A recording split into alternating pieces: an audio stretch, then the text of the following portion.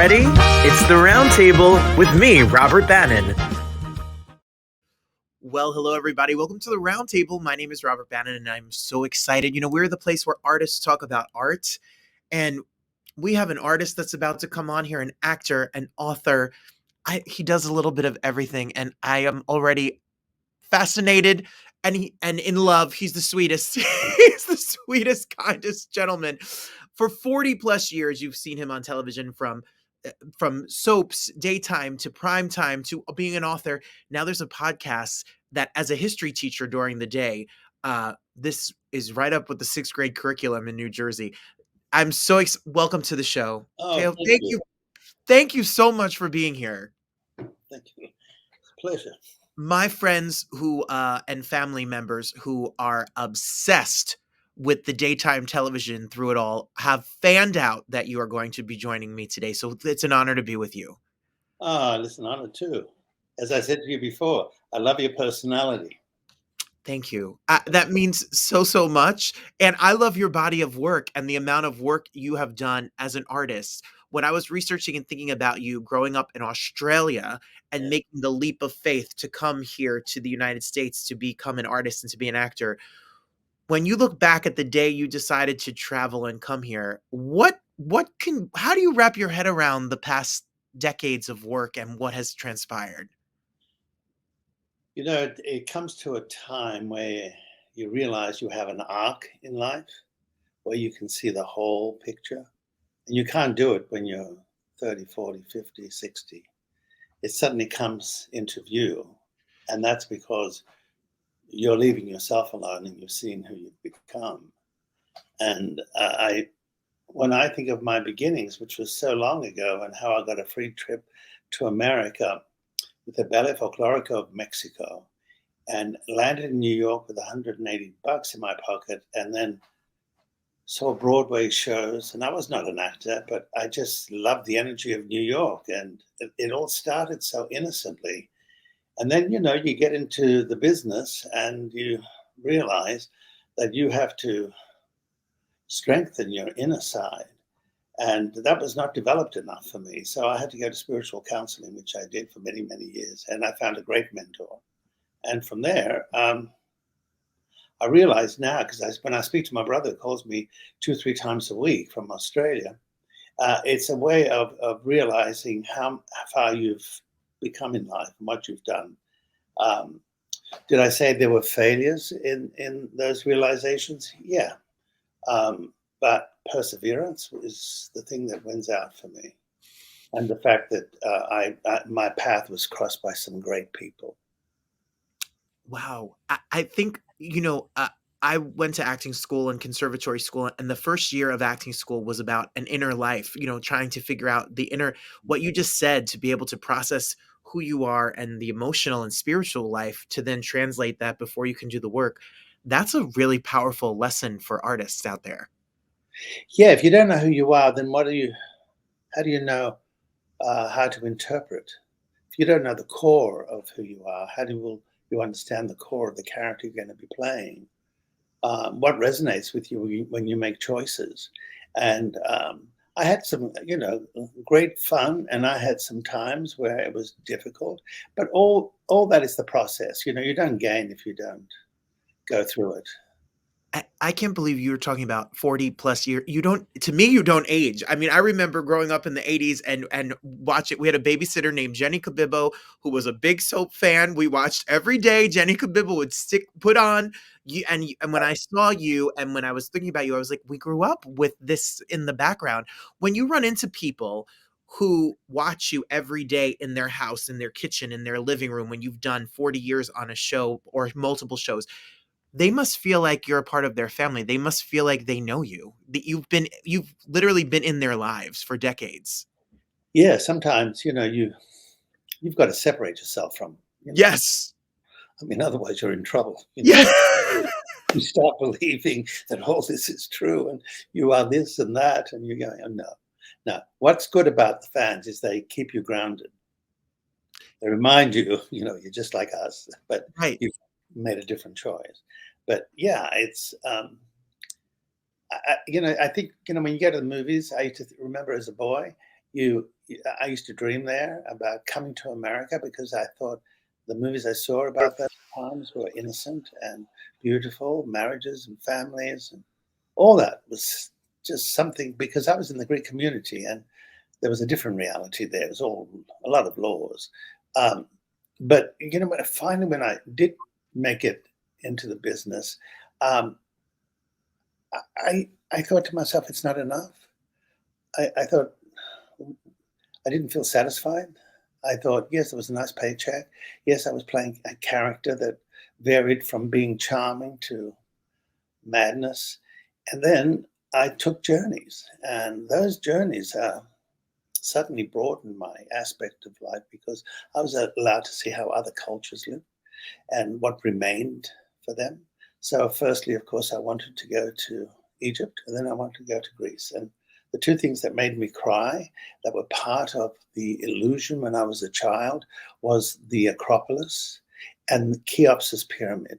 Mm. And both times when I saw them at my feet, I just broke down. It was like it became true. So I realized that when people see you and they meet you, I saw something the other day when a woman screamed when she saw an actor who she she had this illusion about him, I think, and she screamed, and he went over to her and just kissed her on the mouth. And when he turned around to look at her, she fainted. So it was, I thought that was very funny because suddenly he broke the fourth wall. Yes. And that sometimes, that's why I say to actors, don't go out there dressed in shorts and t-shirts and flip-flops. Everybody, these days wears that. You have to remain, I think you've got to respect your craft and the image that you've created Well, and become in front of them. Oh, there's no disappointment. you are a class act, and I could listen to your voice for days. Will you read every book to me and every Oh, your voice? do you know how I developed my voice? No, please tell me. However it was, whatever it is today, when I was in my 20s in New York and I didn't have much money, um, and I thought my voice was a bit on the higher side. And all I remember was Laurence Olivier when he did the Othello, he had to go down, I think, 2 octaves. And I thought, how do you do that? So what I did intuitively, I'd listen to music I liked and I would sing with the song. And then I would do it again in a lower register. And then I would do it again in a lower, as far as low as I could go. And by doing that, and then I would do it higher, lower. And that way I self-taught myself to manipulate the voice. And let's face it, there's nothing worse than sitting and listening to somebody whose voice grates you. And I want to say, one of the things we're missing in schools today, develop people's voices so Mhm. they know they can speak. When we're sitting across from each other, there's a certain pitch. When you're across the room and another side, there's a louder pitch. But to know where you are, you don't have to scream everything like they do on planes and restaurants to the point of where you can't enjoy yourself because people are not aware or conscious that a voice should sound beautiful, like music. It should be musical. So, but we don't do that. Well, your voice is something that people can hear because your podcast is about to be debuted, and it is a fascinating idea about your Greek heritage, but also Homer and Iliad, the whole, Yeah. very. I think it's 4 parts, and it's coming out and will be streaming. And you did this research. I think I read something like you have 60,000 pages of materials. Yes. Yeah. Where did the idea come from, and how did you put this together? Um, this is like 20 years in the making. What makes me different to another actor or to another human being is how do you tell a story? A lot of people don't understand how you tell a story. They have too many pauses. When they're telling you the story, they just drop it. And then they pick it up and expecting you're going to be listening. And I'm thinking, because I had a cousin who tells stories but don't finish. They just go on and on and on and on and on. And I said, so I butted in and I said, so what happened? And he goes, what?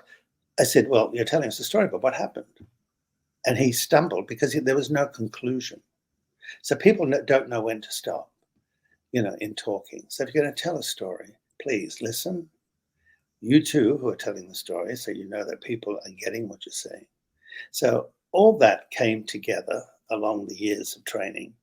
But I went to the Archaeological Museum in Athens one day, and then there was this young man who saw me from behind the counter and came running out, and Greeks to Greeks, hugging, right? My God, I watched you in Mission Impossible. I just love that series. What can I do for you? And I said, well, why don't you call the Minister of Culture for me? I'd love to meet with him and ask him. I have some requests. So he called right that moment, and I had an interview because of the celebrity situation. And so, of course, I went into to meet with him, and I said, I want you to open the house of Ilios, which was Schliemann's house that he built for his wife, which was built like it's a monument, and then in Athens. And then the other was to go through the documents of Schliemann in the Gennadius Library. So I spent 2 weeks from 9 to 5 every day at the library, and copied and wrote down, because you couldn't take anything out, of his stories and from there, I thought, oh, that's an interesting, because he had this terrible journey that when he went, and he had all this gold with him, and he had to go through the jungles of the Amazon. And when he went through, and he didn't think he was going to make it, crocodiles, everything. And all it said in the diary was horrible, horrible, horrible. And out of my imagination, that became a script. So along with the podcast, I just finished the script of Schliemann discovering Troy. And so it was a double balancing two things. But once I went through the documents and I came back, I started to write. And I never took myself as a writer. I thought my brother was a nice writer, but I never thought of myself as a writer. But I learned as an actor to be a storyteller. So that's what the episodes are about. The first one is really, which I'm very happy with these stories. I mean, they were real. I went through them. I went through 9 books as well on Schliemann before I even wrote a word. And it broadened my perspective of so many things, The great thing about getting older is that you have a chance to get to know about someone else, not just yourself. And so these three stages were exhilarating for me, because as a kid, I wanted to be an archaeologist. I mean, what kid wouldn't want to dig into the earth and find a treasure, right? And I have. And I said one day to myself, I wonder who's exploring the Ulysses story, because they're saying now that the real island of Ithaca, where Ulysses, which was part of Homer's story, is really at a different island than they're advertising today. So I wrote a note. I had the explorer the next day send me a note back. I went last year, and I went up a mountain, up and down. And when I came down into the valley and looked up, he said, you see, this place here where you're standing used to be 2 separate islands.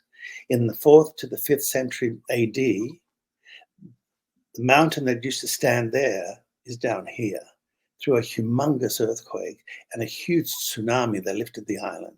So that's what these podcasts are about. It's about exploring how others lived and conquered and found amazing treasures, gold, swords, everything. And he put the characters of Troy and Mycenae as real characters and not mythology. Ooh, oh my goodness. This is fascinating and wonderful. I mean, we're going to follow you. Everyone can follow on social media and et cetera here, so that you can stay up to date and know exactly where, when, and all that's coming for the Lost Treasures. What a labor of love, and what an important resource. It's very hard for students that at 6th grade, we learn ancient civilizations, for them to get primary sources and to see these text documents. Sometimes it's very hard for us as teachers to break them down for students so that they can understand. But the narrative that you sat and wrote makes it so enthralling and easy for us to all comprehend, because we're all not going to sit and be able to digest the text that you did. So you did a lot of the hard work for us. Yes, but that's the ability of a storyteller, is to enthrall the audience. I mean, when you're doing theater, as you know, you don't have the audience bring you down to them. You have to learn how do you bring an audience up to the stage. And what I used to do was when the curtains were closed, I used to lie on my back on stage and do a meditation. And in my mind, I would bring that audience up on the stage so that when the curtains open, I'd already started my homework and I can connected right away with the audience. And so if you're listening, you know if the audience is listening. You may be talking the play and that, but you as an actor have to be aware that the audience, if you've got a restless audience, you're losing them. So you have to be aware of those things. So, the training of being an actor is to be universal in the outlook of how life is. You're supposed to represent everything. I mean, the soul is an amazing thing that we carry, and it has many stories to tell, but people are afraid to discover them. And for those of us who've done the trek, and there have been many great ones, as we know, and Milton was one for me, but eventually you become your master, and then you are the one who then tells the story with your interpretation.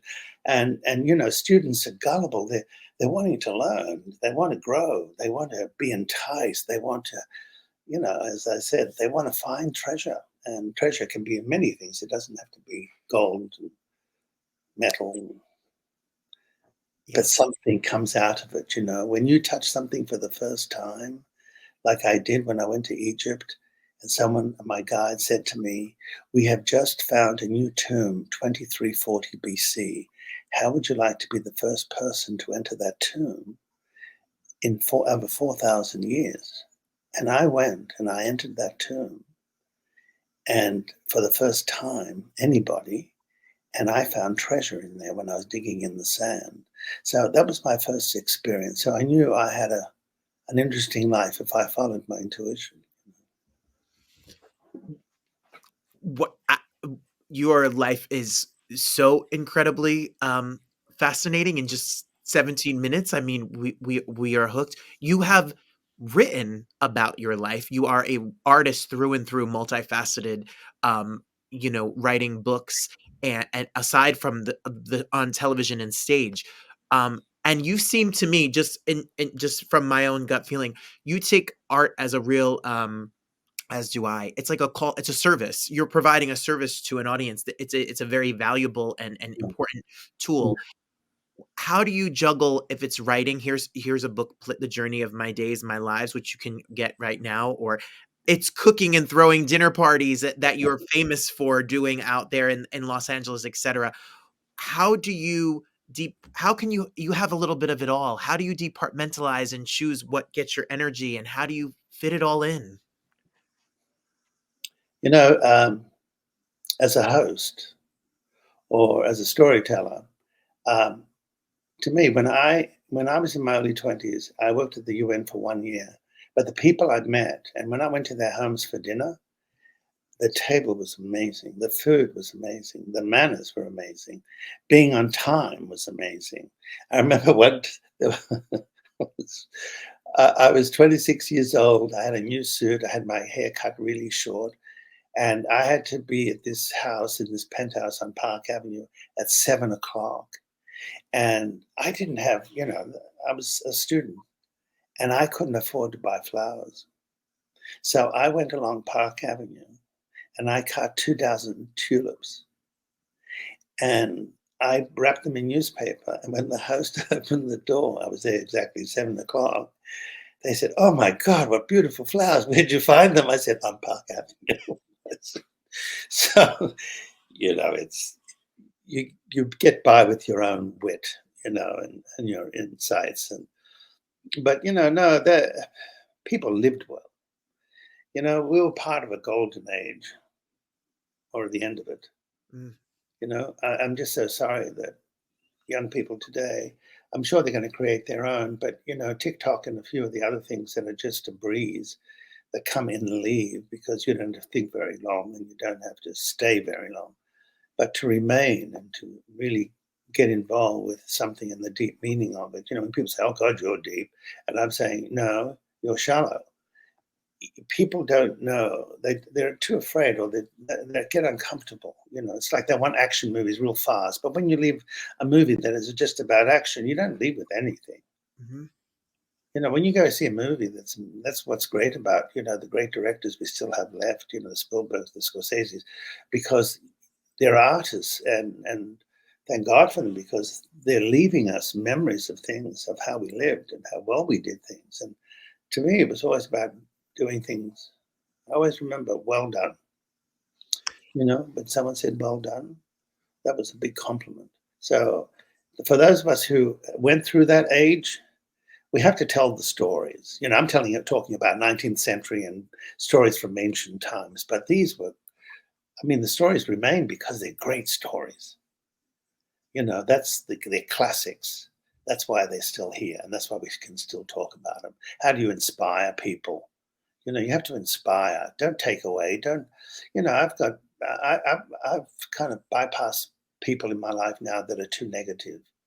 I said, listen, with all that you can contribute in life, this is your gift. There's so many things, that we are enriched by that we don't realize. And how do you investigate and find out? Well, go through it. Go through it. Go through it. Everyone, he's not like the people he plays on TV at all. Look how sweet and wonderful. He's not. No, but I like to be bad. Right. That's the thing about playing a villain. It's like you're getting away with things, but in life, you wouldn't even think about doing that. Villains. And of course, and the career that you've had with all of the work and hours you put on TV, and then to be creating, writing, and producing and working on this project that is across the board, something that I think we all really could enjoy. I'm really excited to listen to it. I can't wait to listen. Yeah, well, it's they put in the special effects, and somebody who heard it said, a pro said to me, a lot of the podcasts, you hear the voices, but there's nothing else. It's just the voice. And sometimes if the voice is not great, you kind of lose track. Yes. But when you get the special effects, it's an added dimension. Art is an added dimension on an added dimension, and depends on how you understand and how you contribute it. It's like a bowl of soup to me. A bowl of soup has many ingredients in it. That's why I like to cook, because it's another way of improvising. I had someone says to me, "Oh, what did you put in that?" I said, "I have no idea."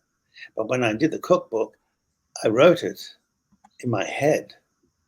So that's why, and I cooked for a lot of celebrities and some that I just work with. And I used to think, I wonder what I'd cook for them. At least with Jacqueline Kennedy, who I spent an hour with in New York at 20 years of age. I cooked her the Greek shortbread. I didn't know she was coming. I just happened to have cooked them that week. And then when she came to the door, because it was by private appointment only, and I opened, it was Jacqueline Kennedy. I was like flabbergasted. I mean, yes, what can I do for you? She said, "Oh, and I'm supposed to have an appointment." But anyway, she came in, and I was working at a gallery that had the best collection of Southeast Asian sculpture and English 18th century art, and so I started at getting $75 a week as an apprentice. And so my boss, he was a prick. One of the nasties. Sure. I will always remember not to go in that direction, because that was one unhappy bastard. And so what we ended up doing was I said to her, "Oh, let me show you." She said, "Well, I hear there's wonderful things here." I said, "Well, do come in." So my boss went to lunch with Claudette Colbert.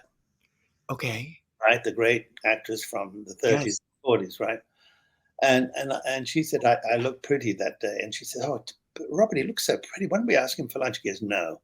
So they went to lunch. And so when he came back to ask me, did anybody important come in? I said, "Yes, Jacqueline Kennedy." And he just left me and went upstairs going, "Sure, sure, sure, sure." I thought I was joking with him. But then when she called to buy a piece, he was so flabbergasted that she requested me and didn't want to speak to him. So, that was at 20 years of age. So I thought to myself, I better call my mum and tell her that my life's improving, because they were all concerned in Australia that I had, I was going to come back some drug dealer or some dreadful human being that got lost in America because he didn't listen to his Greek parents. But I shocked them. I shocked them through the years. So I was able to go home. And, that's the beauty of winning, is is being an example. You don't have to brag about it or anything. You just sit there and watch them. Yes, the proof is in the life, truly, and the Yeah. body of work. I thank you because you are just a wealth of you are so pleasant and wonderful and insightful and deep in the best possible way. We the books are available. You can order the books and be a part of that. We're going to watch the podcast. And we will be following you so that we know more information and everything that you're up to as more things come about and about on Facebook, on Instagram, all the social media, so we can stay up to speed with you. I want to just say you gave 40 plus 50 years more of your life to art and being an artist, and I know that comes at a cost, and that is a lot of hours and time on sets, and you gave a lot of joy to so many people. So thank you for sharing your talent with us all, truly. Oh, thank you. It was a pleasure. Listen, you don't know what you know until somebody asks you some good questions. Oh no. And Thank you. then I go on, because, living this long, you've got a lot of stories to tell. And I want to hear them all, so you're going to have to come back, or I'm just going to invite myself over for a dinner party. That's what's going to Oh, happen. okay. Well, where are you? You're in New York, though. I am. Oh, well, listen, if you're in Los Angeles, I, maybe let me know. that's a date. That's a promise. I appreciate you. Thank you so much. Thank you.